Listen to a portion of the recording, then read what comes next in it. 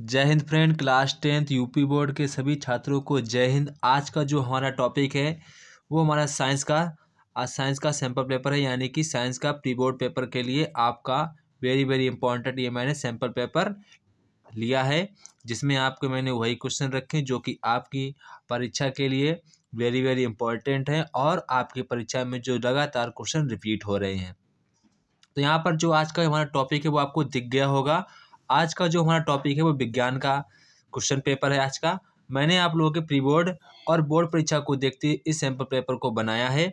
तो आज हम लोग इस सैम्पल पेपर को देखेंगे, इसमें किस प्रकार के क्वेश्चन मैंने रखे हैं। आप इस सैम्पल पेपर को तैयार कर कर अपनी बोर्ड और प्री बोर्ड परीक्षा में अच्छी तैयारी कर सकते हैं।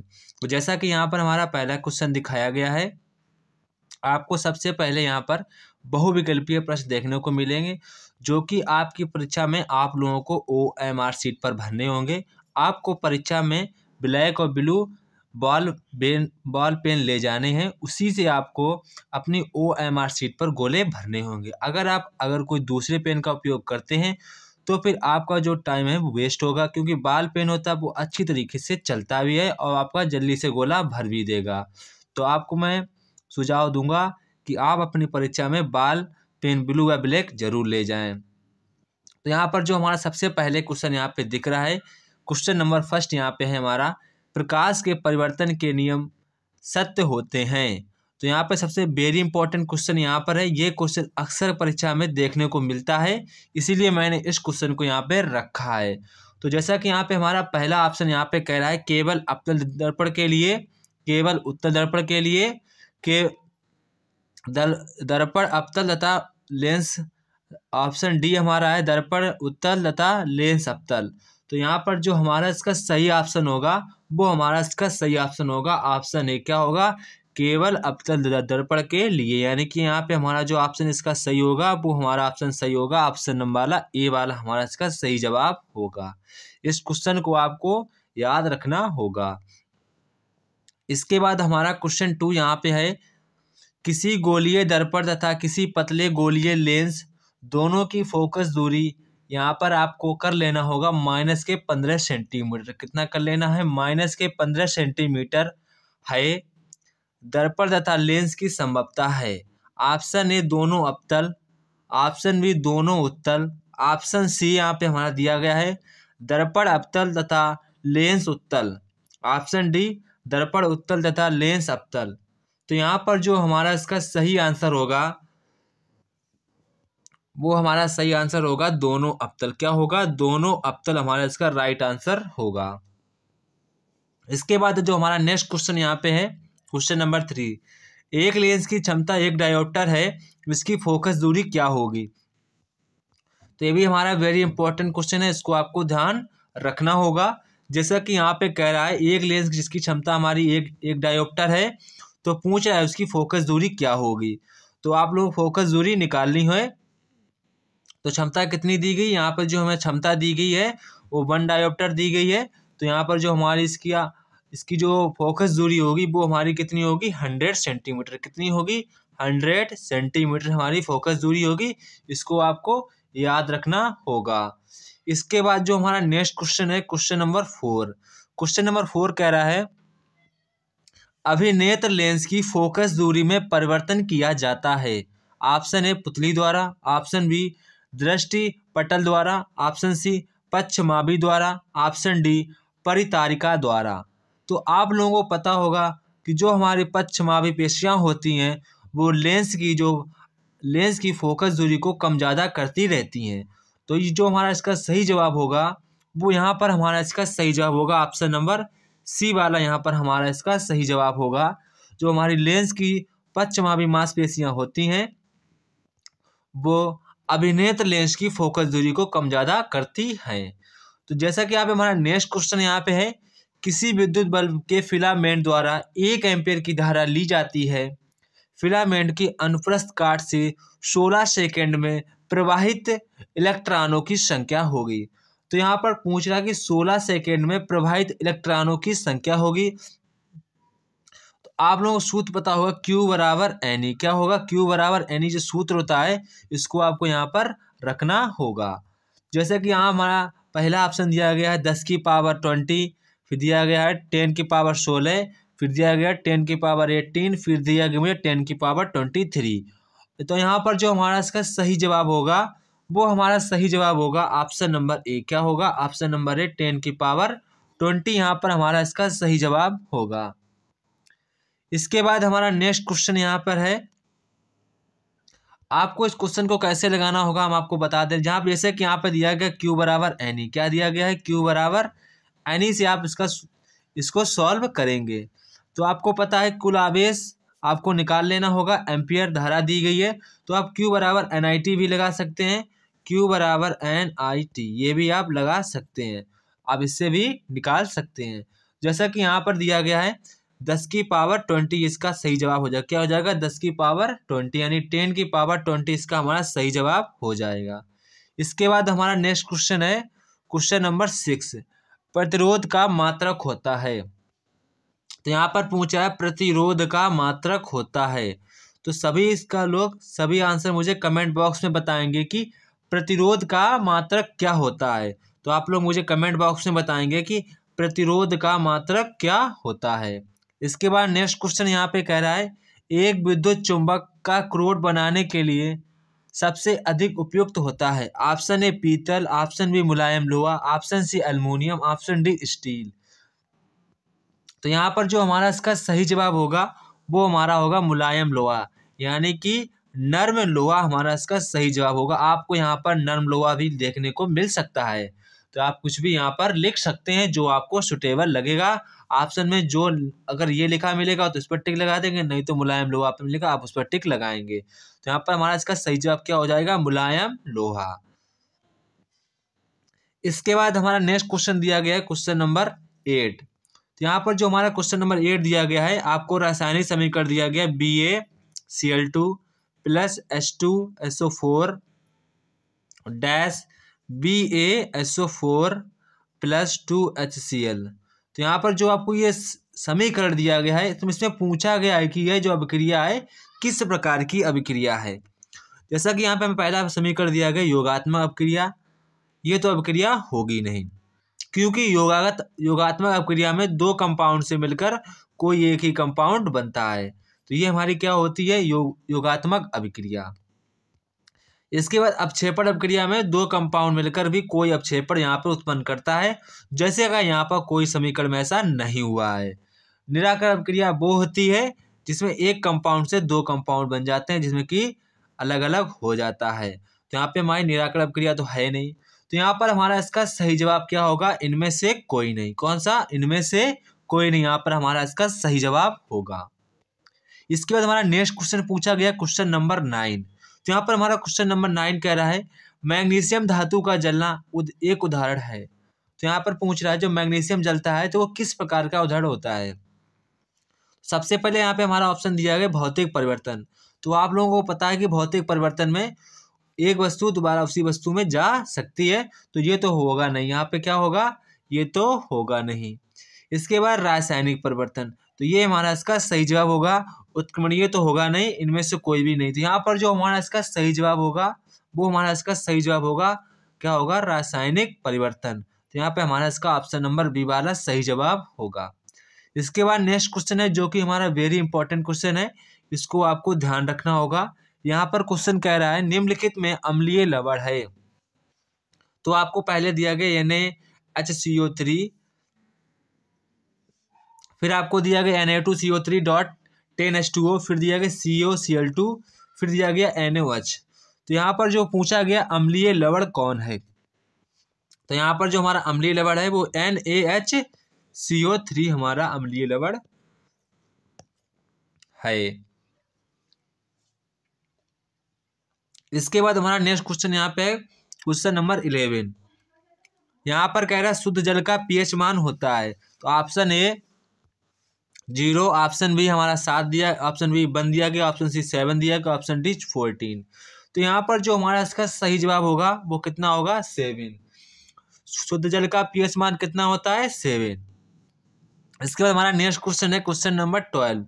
तांबे का अयस्क है बॉक्साइट, मेलेकाइट, कार्नेलाइट, सीडेराइट। तो यहाँ पर हमारा इसका सही जवाब होगा ऑप्शन नंबर यहाँ पर हमारा इसका सही जवाब होगा ऑप्शन नंबर बी वाला मेलेकाइट। क्या होगा?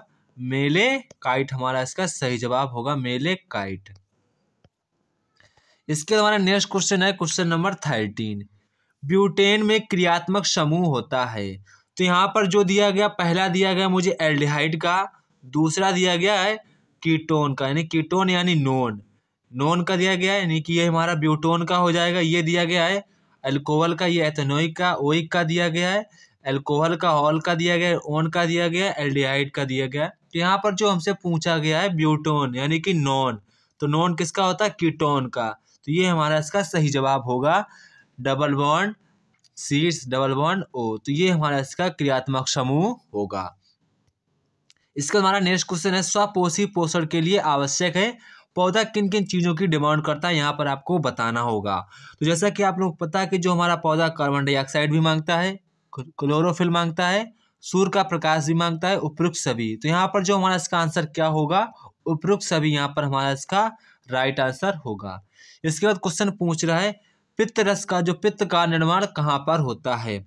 पित्ताशय या यकृत में या अग्न्याशय में या वृषण में? तो यहाँ पर जो हमारा इसका सही जवाब होगा, वो सही जवाब क्या होगा मेरा? अग्न्याशय। क्या होगा? अग्न्याशय हमारा इसका सही जवाब होगा। इसके बाद हमारा नेक्स्ट क्वेश्चन यहाँ पर है क्वेश्चन नंबर 16। निम्न में से ऊर्जा का सिक्का या मुद्रा किसे जाना जाता है? तो ये वेरी इंपॉर्टेंट क्वेश्चन है, इसको आपको बोर्ड परीक्षा तक ध्यान रखना होगा। जैसा कि यहाँ पे पूछ रहा है कि जो यहाँ पर हमारा ऊर्जा का सिक्का मुद्रा किससे जाना जाता है। सबसे पहले डीएपी पूछा गया है, फिर एटीपी पूछा गया है, फिर एएमपी है पायरुविक अम्ल। तो यहाँ पर जो हमारा इसका सही आंसर होगा, वो हमारा सही आंसर होगा एटीपी। क्या होगा? एटीपी।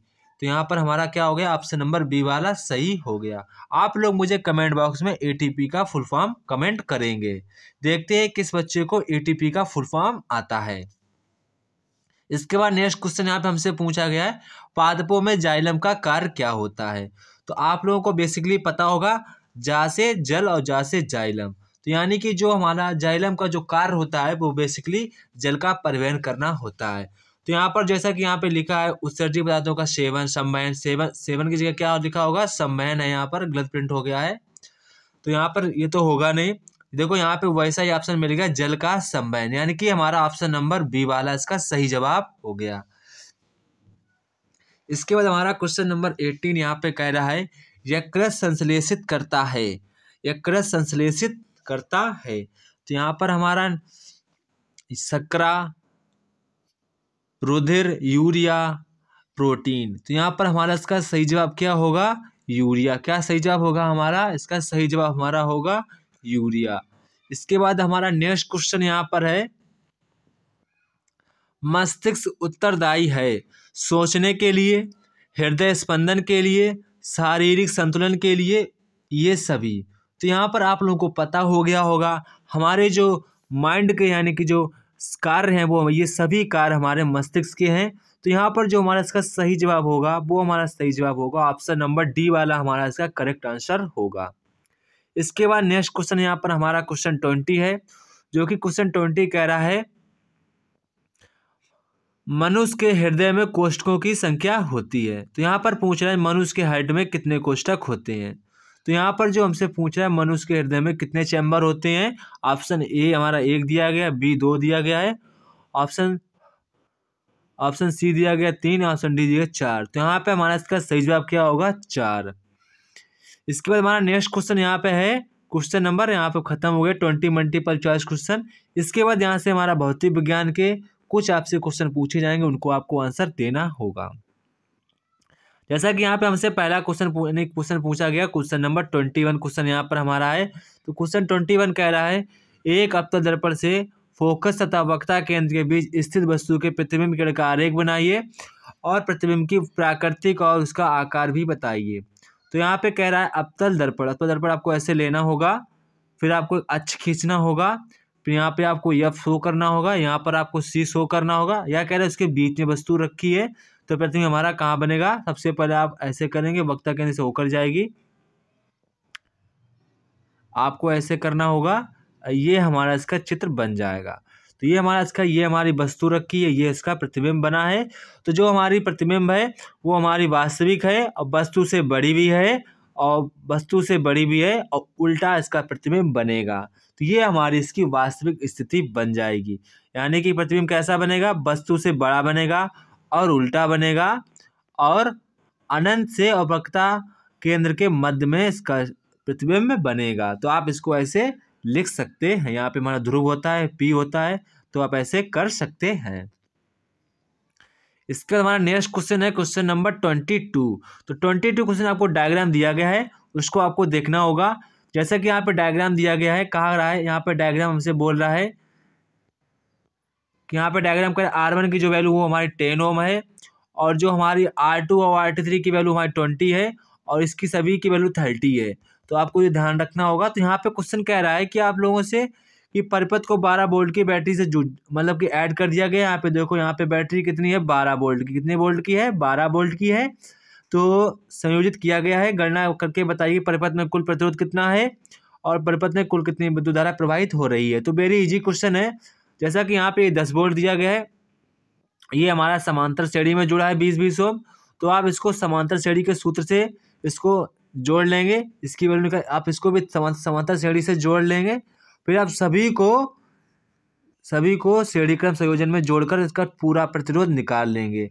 फिर आप लोग उसका सूत्र लगाएंगे, R बराबर VI वाला सूत्र लगाएंगे। उसके सहायता से आप लोगों को R पता हो जाएगा, B पता है, आपको Y निकालनी होगी, आप लोग निकाल लेंगे।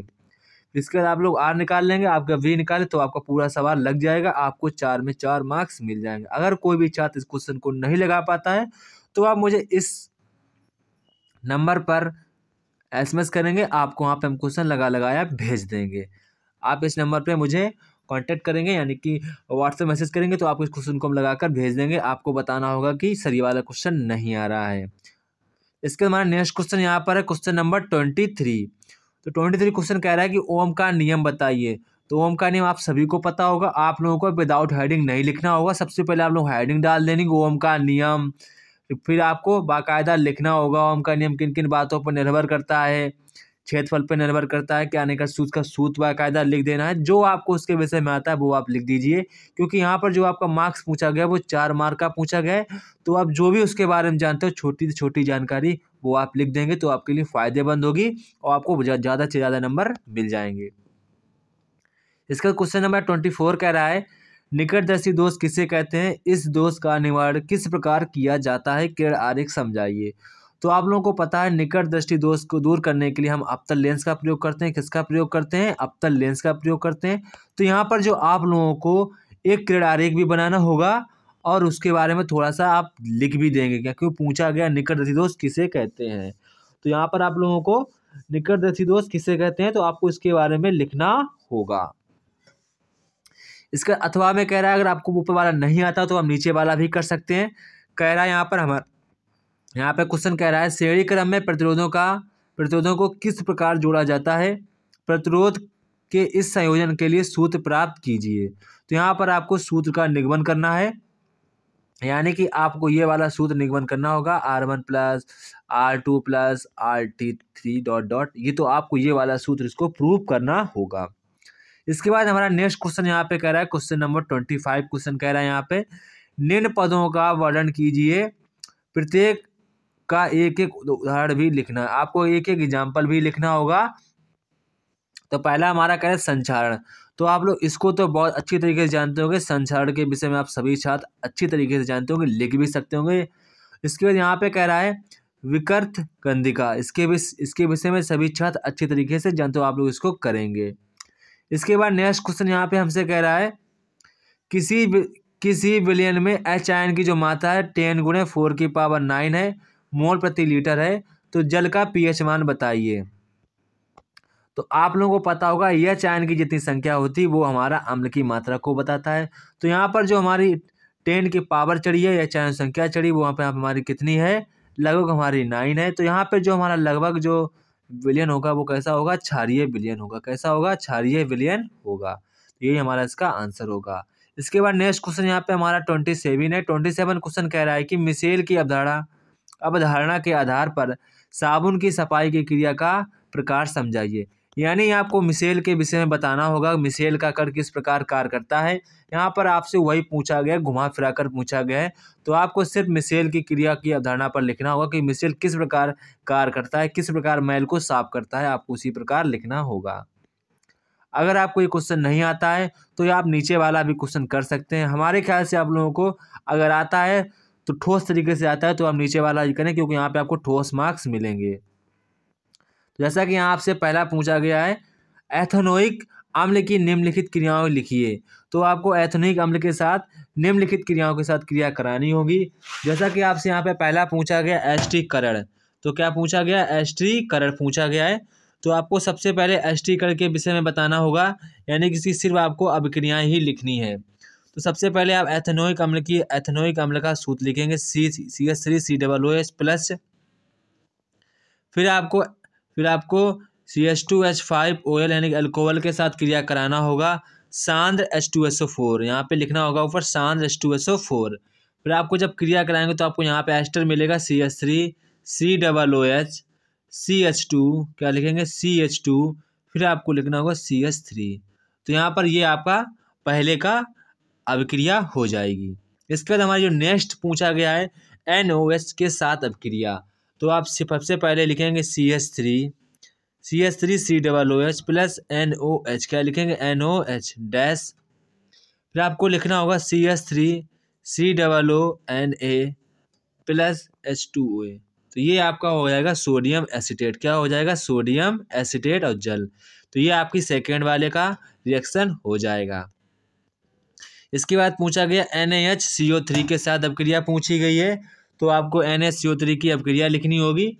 तो आप सबसे पहले क्या लिखेंगे, CH3COOH, फिर आपको लिखना होगा NaHCO3, फिर आपको डैश लगाना होगा, फिर आपको यहाँ पर लिखना होगा CH3COONA plus H2O plus CO2। तो ये आपकी अभिक्रिया हो जाएगी। इसके बाद हमारा नेक्स्ट यहाँ पर पूछा गया है Na2CO3।